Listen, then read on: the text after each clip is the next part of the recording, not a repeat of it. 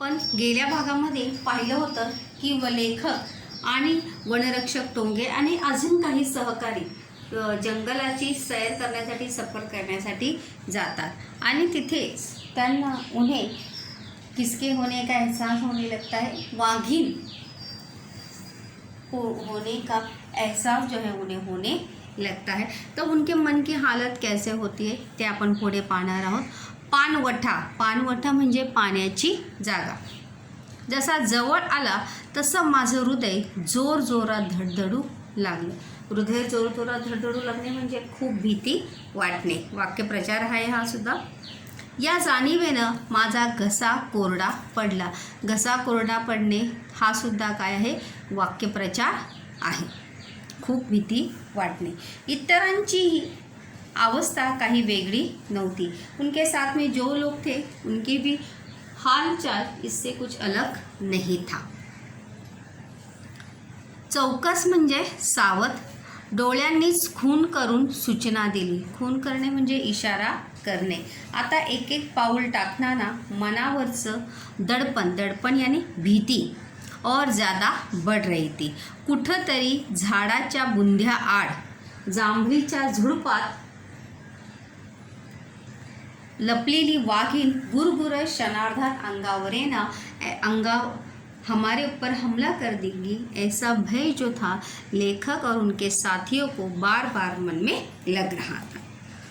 और कोई भी धीरे से भी किसी चीज़ की आवाज़ होती थी, पत्तों की भी अगर आवाज़ होती थी तो सभी लोग क्या होते थे, डर जाते थे।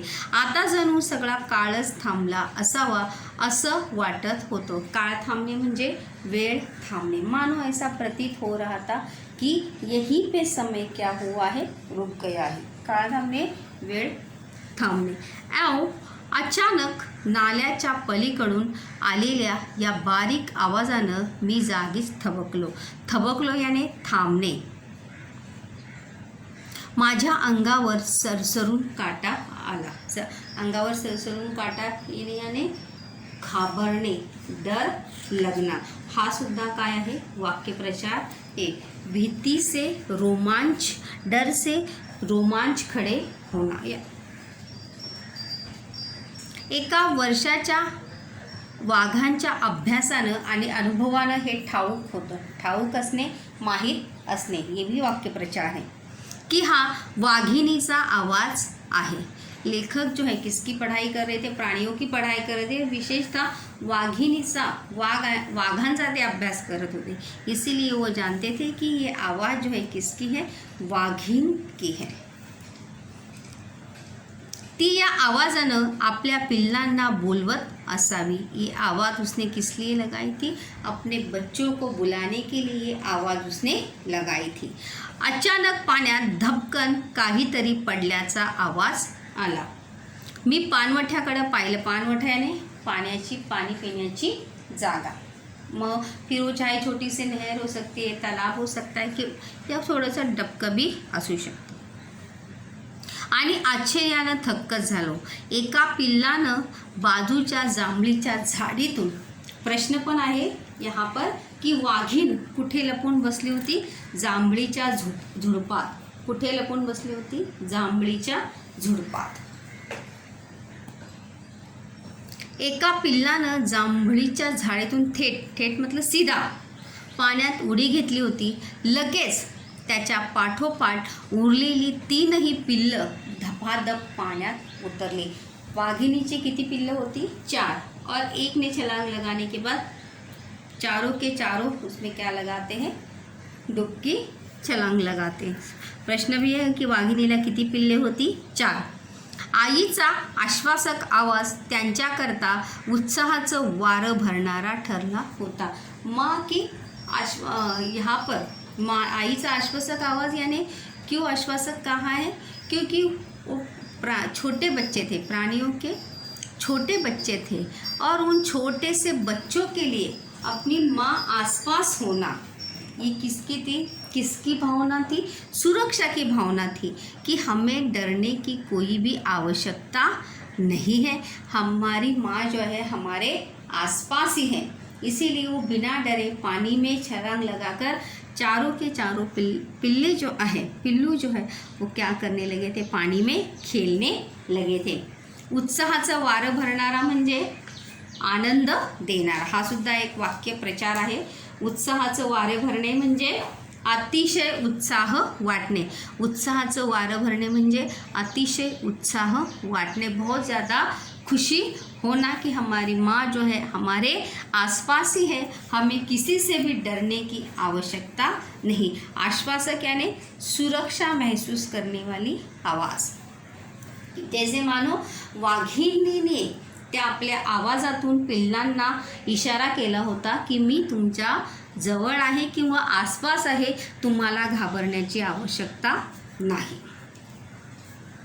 वाघीण रात्री पिल्लांना नाल्याकाठच्या जांभळीच्या दाट झुडपात, दाट म्हणजे गर्द, दाटचा अपोजिट शब्द विरळ, झुडपात, झुडूप हे एक वचन आहे, उसका अनेक वचन क्या होगा, झुडपे, लपून शिकारीसाठी गेली होती. वाघीण कशासाठी गेली होती प्रश्न आहे, तर कशासाठी गेली होती, शिकारीसाठी. आणि मुलांना कुठे लपून ठेवलं होतं, जांभळीच्या नाल्याकाठच्या जांभळीच्या दाट झुडपात तिने आपल्या पिल्लांना काय केलं होतं, लपून ठेवलं होतं. या परिसरात दुसरे नर, वाघ, बिबळा, रानकुत्री अशा पिल्लांच्या संभाव्य शत्रूंचा राबता होताच. राबता असणे हा सुद्धा एक वाक्यप्रचार आहे. सतत हालचाल असणे, हमेशा आना जाना होना वहाँ पर, मतलब वहाँ पर हमेशा इन सभी प्राणियों का क्या रहता था, आना जाना रहता था. और इन प्राणियों से किसे खतरा था, उन चार छोटे वाघिणीच्या मुलांना त्यांचा धोका होता. प्रश्न पण आहे बघा इथे की संभाव्य शत्रूंची नावे कोणती, किंवा वाघिणीच्या पिल्लांचे संभाव्य शत्रू कोणते, संभाव्य शत्रू. तर त्याची ही चार उत्तर आहेत, नर वाघ, बिबळा आणि रानकुत्री. ये तीन उसके उत्तर हैं, ये तीन त्यांची नावं आहेत कि उन चार प्राणियों से उन चार पिल्लों को क्या था, बच्चों को खतरा था. ये पी संभाव्य म्हणजे संभवता, ज़्यादातर करके. त्यामुळं तिला ही खबरदारी घेणं आवश्यक होतं. खबरदारी म्हणजे काळजी. और इसीलिए वाघिन को ये ध्यान रखना आवश्यक था कि उसके बच्चों की सुरक्षा जरूरी है. वाघांच्या लहान पिल्लांना इतर भक्षकांपासून खूपच धोका असतो. त्यामुळं वाघीण पिल्लांच्या सुरक्षेबद्दल भलतीच दक्ष असते. ये कारण के लिए भी प्रश्न है बच्चों की प्रश्न काय असणार आहे कारणासाठी यहाँ पर की वाघीण, हा प्रश्न आहे की वाघीण सुरक्षेबद्दल भलतीच दक्ष असते. कारण का उत्तर जो है कभी पहले भी होता है या उसके बाद में भी होता है. हमेशा ये कंफर्म नहीं रहता है बच्चों कि उसका उत्तर जो है हमेशा बाद में ही है. कभी कभी पहले भी उसका उत्तर होता है या बाद में भी. जैसे इस प्रश्न का उत्तर पहले है. बघा, वाघांच्या लहान पिल्लांना इतर भक्षकांपासून खूपच धोका असतो. ये उसका कारण है. त्यामुळं वाघीण पिल्लांच्या सुरक्षेबद्दल भलतीच दक्ष असते. दक्ष म्हणजे जागरूक. दक्ष का समानार्थी शब्द क्या है, जागरूक. भलतीच मतलब खूब जास्त. हमेशा ये ध्यान रखती थी कि उसके बच्चों को या पिल्लों को कोई भी नुकसान ना पहुंचा सके. आता ती रात्रभर जंगलात फिरून पिल्लांजवळ परत आली होती. आईची हाक ऐकताच, हाक म्हणजे आवाज, अजून वर दडून बसलेली पिल्लं खेळकरपणे तिच्याकडे झेपावली होती. झेपावणे म्हणजे पळून येणे किंवा छलांग लगाकर आना, उडी मारून येणे. खेळकरपणे, त्या मुलांचा स्वभाव कसा होता, खेळकर. प्रश्न पण येऊ शकतो की वाघिणीच्या पिल्लांचा विशेषता काय होती ती खेळकर. दडून बसणे लपून बसणे हा सुद्धा एक वाक्यप्रचार आहे. दडून बसणे लपून बसणे. तेवढ्यात नाल्याच्या डावीकडच्या विरळ, जैसे डाट का अपोजिट शब्द क्या था, विरळ. बांबूमधून मला वाघीण येताना दिसली. जैसे ही वाघिणीच्या पिल्लांनी आवाज उनका सुना, वैसे ही वहाँ पर कौन आई थी, वाघीण लेखकाला येताना दिसली. तिथे झाडं, कोणती झाडं होती जंगलामध्ये तिथे, जहाँ पर लेखक छिपे बैठे थे, बांबूची झाडं होती. बांबू याने बास.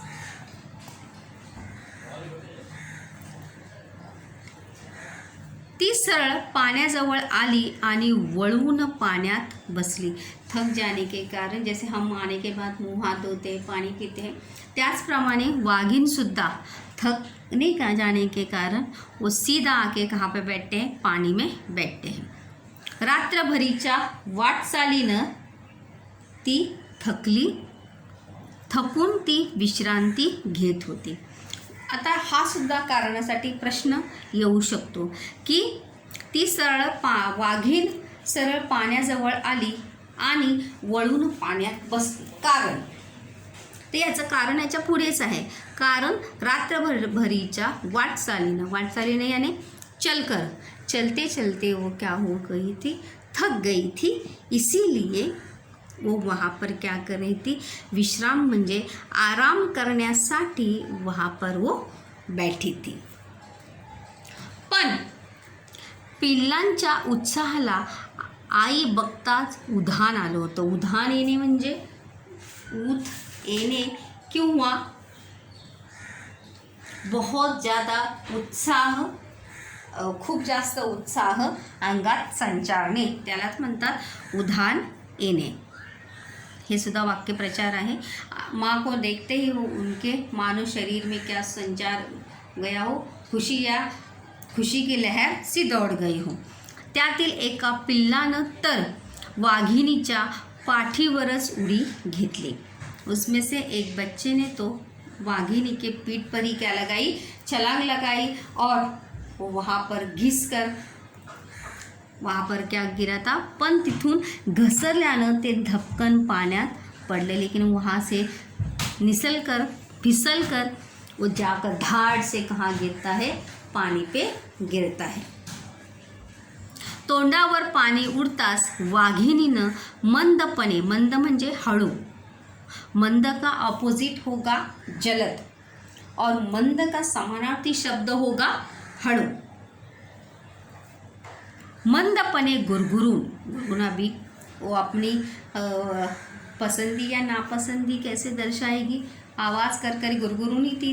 तिचा व्यक्त भाव जो है वो वैसे ही प्राणी होने के कारण वैसे ही वो भाव व्यक्त कर सकती है. त्यामुळं त्यातील तोंडावर पाणी उडताच वाघिणीनं मंदपणे गुरगुरून नापसंती व्यक्त केली. पण पिल्लांना त्यांच्याशी काही घेणं देणं नव्हतं. यहाँ पर भी एक कारण का प्रश्न आहे बघा की वाघिणीनं मंदपणे गुरगुरून नापसंती व्यक्त केली. कारण, इसका उत्तर अभी देखो पहले है. कारण एका पिल्लानं वाघिणीच्या पाठीवर उडी घेतली आणि तिथून घसरल्यानं ते धपकन कशात पडलं होतं, पाण्यात पडलं होतं. आणि पाण्यात पडल्यामुळे वाघिणीच्या तोंडावर पाणी उडालं होतं. त्यामुळं वाघिणीने काय व्यक्त केली होती, नापसंती व्यक्त केली. नापसंती मतलब नकार. जैसे मानो वाघिन जो है वो अपने बच्चों को कह रही हो कि तुम्हें ऐसा करना नहीं है. नापसंती का विरुद्धार्थी क्या होगा, पसंती. और पसंती का समानार्थी शब्द होगा स्वीकृती, यानी हामी भरना. पण पिल्लांना त्यांच्याशी काहीच घेणं देणं नव्हतं. लेकिन उन छोटे बच्चों को, जैसे छोटे बच्चों को किसी भी चीज़ से लेन देन होता नाही की काय होतं आहे काय नाही, उसी प्रकार से त्या पिल्लांना सुद्धा कोणत्याच गोष्टीशी काहीच देणं घेणं नव्हतं. किसी भी चीज़ से लेना देना या सरोकार नहीं था.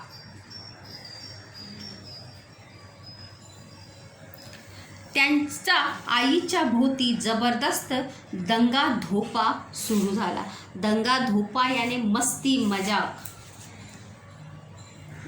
देणे घेणे नसणे हा सुद्धा वाक्यप्रचार आहे. देणे घेणे नसणे म्हणजे संबंध नसणे, किसी भी चीज़ से संबंधित न होना हा सुद्धा काय आहे, एक वाक्यप्रचार आहे. त्यांचा आईच्या भोवती ज़बरदस्त दंगा धोपा शुरू झाला. माँ के साथ जो है उनकी ज़बरदस्त मजाक मस्ती जो है वहाँ पर क्या हो गई थी, शुरू हो गई थी. इस पैराग्राफ में जो है बच्चों और एक सोमत का प्रश्नसुद्धा आहे, सोमताचा अभिव्यक्तीचा प्रश्नसुद्धा आहे याच्यावरती. तो प्रश्न म्हणजे वाघीण व तिच्या पिल्लांची झालेली भेट हा प्रसंग तुमच्या शब्दात लिहा.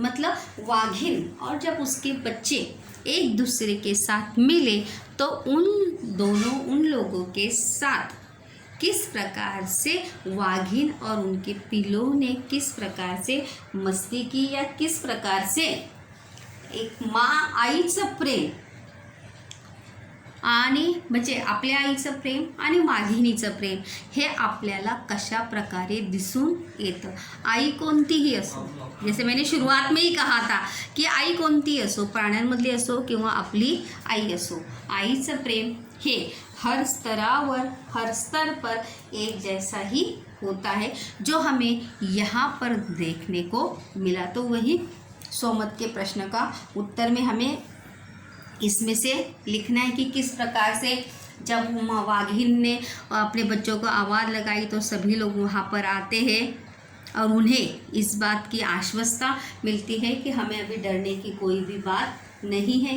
कारण की आमची आई आमच्याजवळ आलेली आहे. वो मस्ती करते हैं, खेलते हैं पानी में, लेकिन फिर भी उनकी माँ जो है उन्हें न डांटते हुए अपने बच्चों को प्यार से उनकी तरफ वो देखते रहती है. तो अशा प्रकारे वाघीण व तिच्या पिल्लांची काय झालेली आहे, भेट झाली आहे. और फिर कुछ देर के बाद जो वो शिकार कर लाई थी, जैसे हमने शुरुआत में देखा कि वाघीण कोठे गेली होती, जंगलामध्ये ती शिकारीसाठी गेली होती. जाहिर सी बात है वो छोटे बच्चे थे तो खुद तो शिकार कर खा सकते थे क्या, नहीं, इसीलिए वाघीण त्यांच्यासाठी शिकार करण्यासाठी गेली होती. म्हणून जेव्हा ती परत येते त्यावेळेस त्यांचं खेळून झाल्यावर माँ उन्हें वाघीण जो है उन्हें खाने के लिए भी देती है. इसके बाद का बच्चों हम देखते हैं कि त्याच्यानंतर काय झालं.